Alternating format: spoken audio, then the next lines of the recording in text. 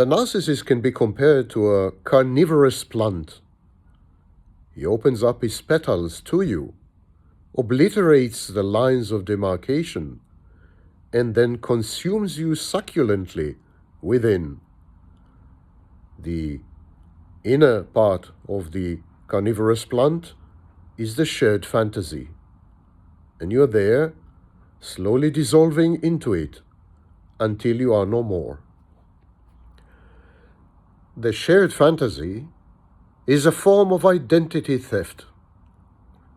The lines in a shared fantasy, the lines between you and the narcissist, blur. There's a bleeding of identities into each other. It's a kind of pernicious symbiosis where the boundaries between host and parasite kind of disappear. They meld into each other. It's a form of merger and fusion. During the period of the shared fantasy, the narcissist assumes your identity in many ways. He adopts your speech patterns. He steals your ideas. Sometimes he or she dress as you do. They co-opt your friends and family members. They isolate you socially so that they could acquire your social circle. Gradually, you vanish. You are vaporized, suspended animation, while the narcissist thrives on your essence, on your past accomplishments, on your personal history, on your knowledge, on your ideas, and quite frequently, on your finances.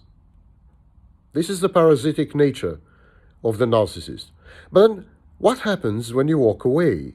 Or what happens when the narcissist discards you and you're no longer in his life? Well, remember, the shared fantasy involves acting. The narcissist is an actor. It's a kind of thespian display. It's a theater production. When you walk away, when you're no longer in the narcissist's life, what happens is the narcissist reverts to basic form, to the period before you have entered the shared fantasy. And then the narcissist becomes again his or her absence, his or her empty container and receptacle, ready to adopt and subsume and consume and digest and simply be filled with someone else's essence. It's very reminiscent of vampirism, of course, which is why people keep calling the narcissist a vampire or a demon or what have you. But really, it's a matter of mirroring and reflection. The narcissist consists of an emptiness surrounded by an imitating shell, a shell of mimicry and simulacrum.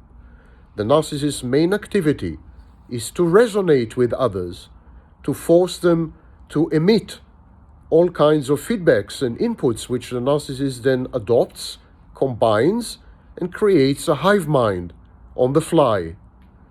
The narcissist is an apparition. It's a simulation.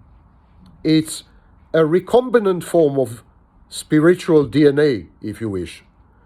And so the narcissist passes through life as this kind of bot, B-O-T, this kind of bot that simply spots other people's weaknesses and vulnerabilities, infiltrates and invades their defenses, then consumes and digests and recombines and absorbs whatever it is that they have to offer, becoming other people in the process. And then when these other people are out and away, the narcissist goes back to being this very basic, primitive device that devours and consumes everyone around them. A kind of Pac-Man, if you wish. And so narcissism is acting exactly like the actor. An actor, having finished a theater production, having concluded the shooting of a film, the actor devolves or reemerges as his or her original self. The actor had assumed someone else's character. The actor has become a protagonist in a film or a theater production for a while, and then the actor goes back to being himself or herself. The narcissist doesn't have this luxury. The narcissist assumes other people's identities, but these are the sole identities that the narcissist possesses. Once these people are gone and out and discarded and devalued and rendered persecutory objects and so on and so forth, the narcissist buries them deep in his or her unconscious.